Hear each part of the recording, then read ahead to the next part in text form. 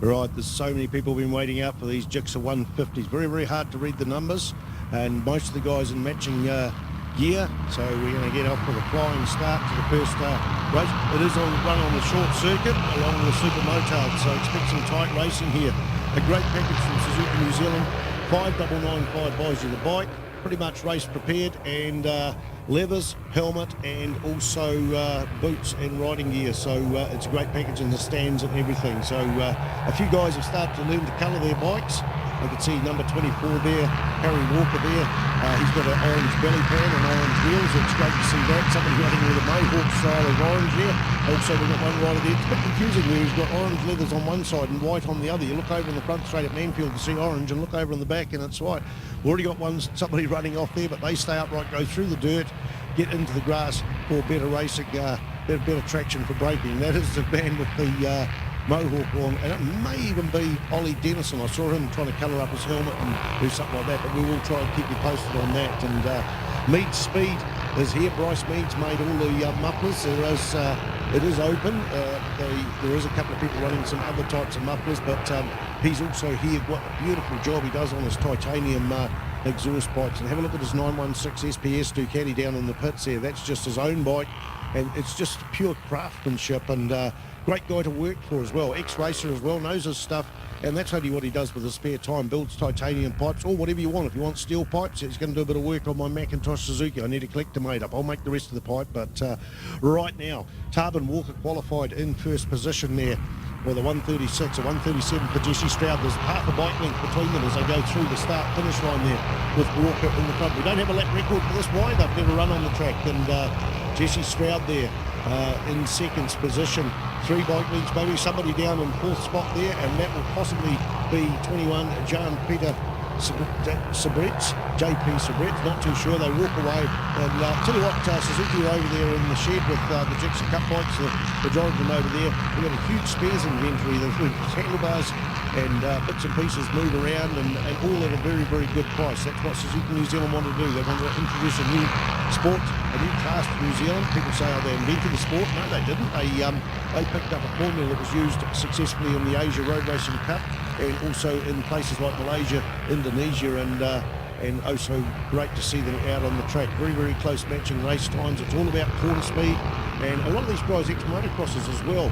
So first time on the seal. They've been out 3 or 4 times. They were at Manfield for a couple of Moto GT days, and looks like change of position for the lead. Jesse Stroud has gone in the front of Taupo Walker. We're watching them coming onto the front straight. Change of position again.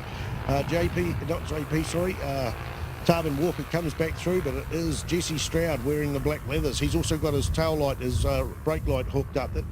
It probably needs to be disconnected because it can be confusing to other riders. They might be on the tail of someone else and thinking they've got a brake light on and not, and hopefully we can get that disconnected. Just makes it a little bit more interesting.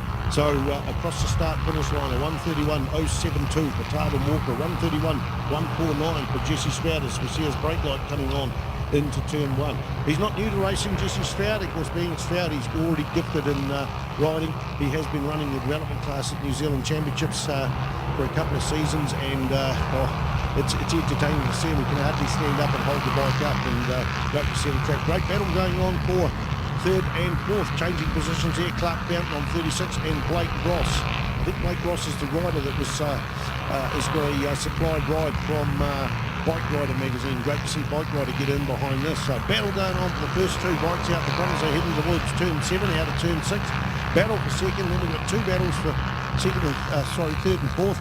5th and 6th, 7th and 8th, they're all having tight little wee battles. The 4 bikes going into turn 7 now. This is the 5th, 6th, 7th, 8th machine. So battles going on all the way through as we see the little Gixxer Cup bikes out there on the track for the first time in an official race.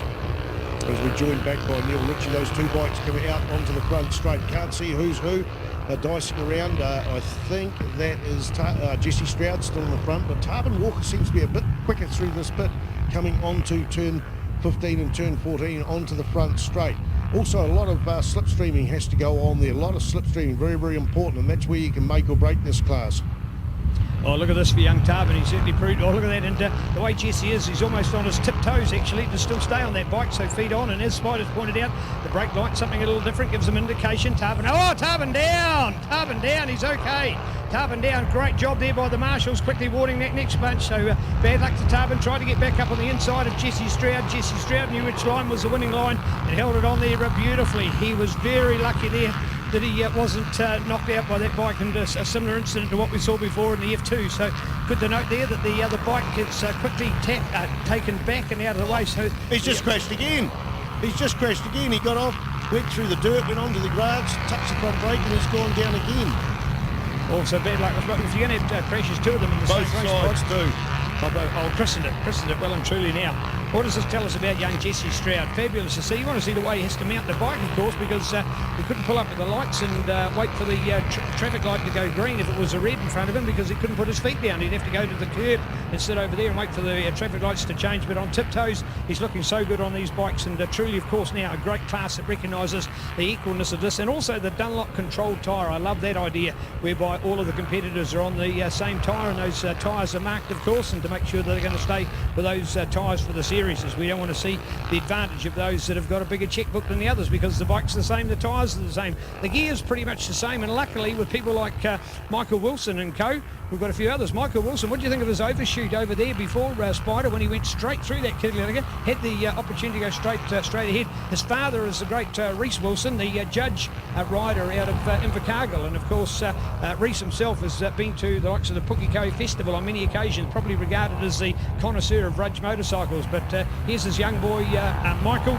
I think he's just turned 17 years of age, and he's up here with the Southern Suzuki team on board that little Gixxer. So nice to see. And the way he rode out through that kitty litter, I thought, was incredible for a young kid of 17 years of age. So may not be a winning start for him, but I tell you what, a great start for experience for the young Gixxer pilot. Team Suzuki, folks, and these awesome bikes brought to us by Mead Speed, your titanium exhaust fabrication experts at meadspeedtitanium.com. And of course, the South Taranaki Harbour crew of Mead Speed Racing. Well, I've put in so much to the sport over the years. Lovely to see them moving up to that level and supporting our titanium exhausts, and seeing so much more, of course, now than just the fact that you can use a standard bike. Oh, and another one. No, make it another two out there. Something again with the orange Mohawk. You can see the orange Mohawk. So there it is. Yeah, well, boat-harding. Yeah, seeing a little bit of it for sure. But this is the Gixxer Cup, folks, and it's the future of our sport now that we've finally recognised an entry-level class where these bikes are so affordable. But it's not so much that you buy the bike, but remembering you're getting the gear with it. So you're right with the best gear of Alpine Star getting on board and being able to go racing. So it's not as if you can do it at a second-rate budget. You get all the best gear, and let's get out there and go racing. And here we are with our bike battles to come towards the end. Look at that, and Jesse doing it just like big brother Jacob would do, and he clenches his fist off the handlebars with pure delight to watch a great run out there. And I'm looking forward to a smile on the podium as we interview him after this one, Spider, because that's a great start to his racing. I'm sure many more to come. Oh, great battles all the way through. I just see, is it Cameron Goldfish and Matt Broff go through the start-finish line with 5/100ths of a second between first and second. So Jesse Stroud wins by 2.479 seconds. Another 2.